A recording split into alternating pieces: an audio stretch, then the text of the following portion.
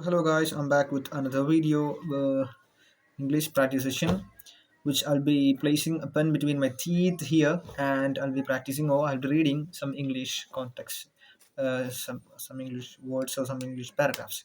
So without any ado, let's begin. I'll be referring this book, which is one of the textbooks that I use, one of the study materials that I use to study the PG of the Masters of IGNO in English Literature. So let's hop into this. Okay. Headmaster Fawn Senator. This is an Headmaster Fawn and Senator. I am forced to weave together meaningless activity and thought and have reached a point where there is no other way out. I must live with them. Without solutions, my body, its numerous parts, strike different meaningless forces constantly. Constantly. I lost myself in never ending meaninglessness, seeking refuge in it, and yet my neighbors, my colleagues, my wife, my daughter, not one of them has found my behavior or gestures strange or unreal. Perhaps they have found an element of truth in all this. Like now, the doorbell is ringing. I am outside our flat, standing at the front door, yet I don't open it. There is no reason for my not opening the door.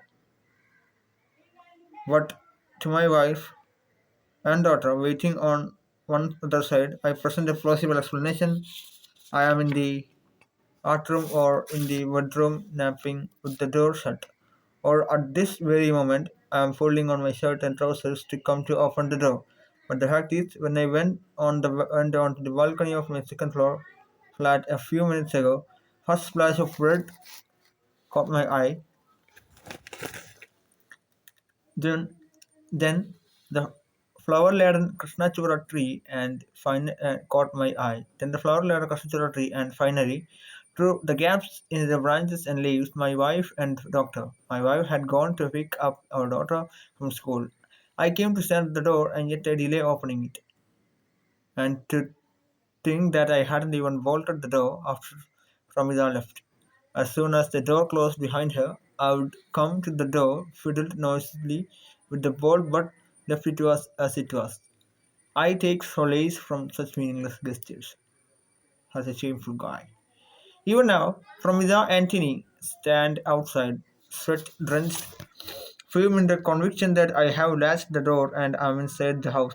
If they push a little, the door will open, but because they consider that untruth of my existence a living truth, these two creatures somehow continue to exist. To think I am in the washroom or napping with bedroom door shut or pulling on my shirt and trousers. I'm getting sucked into the reality of false. I make noise with my hand on the latch and still the latch remains where it is. At the same distance from the upper edge of the door, the crack between the door is and its frame, then a slight show, and Anthony hurls into the living space. I'm face to face with Pramida. She is holding a triple fold umbrella in her hand and wearing her sunglasses meaninglessly. Meaninglessly, I stretch my hand toward her and say hello, accepting this gesture as true. Pramida reports, "Don't be stupid," and with her sunburned reddish face, storms into the bedroom like a reckless, uncaring fool in the streets of an overcrowded marketplace. Oof! Once again, today, they could not rescue the child from the manhole. Her face is shamed with terror. I do not wish to acknowledge such talk. Walking a few steps behind her, I stop short. Then I return to the door. I know it is latched, and yet I pretend to latch it. Pramida is standing at the bedroom door. She turns back to stare at me. What? Had you left it open? I bit my tongue, then give sound to meaningless words one might. Have you left the door open? Rain. Samita thinks I'm reminiscing about a particular rain-filled night. My silence stops her from probing further. She saves her questioning for another time, but my one night train had not been intended to start a conversation, nor was I keen to share memories of the description of an experience. I had just wanted to say something meaningless. Pramida goes into the bathroom and I surrender myself to the sentences in the one night rain, a lot of rain, the dew spilled, fruits are dry, birds fly, their feet pointing downward, their spines are arm rot. Water crocodiles collect the color blue at the roof of the banyan tree as they yawn. I don't know what the hell is this, but I think it's a poem. Upon the news, I lean out a little from the balcony and feast my eyes on red glow around the Krishnachura tree. I enter my daughter's room with its neatly arranged rose books and exits from other door. A friend has come to ask me out to play. He goes down to play, was it in the same red glow of Krishnachura there? Glow of Krishnachura. There are a couple of concrete benches and sweets and swings down there, or perhaps he is playing ball.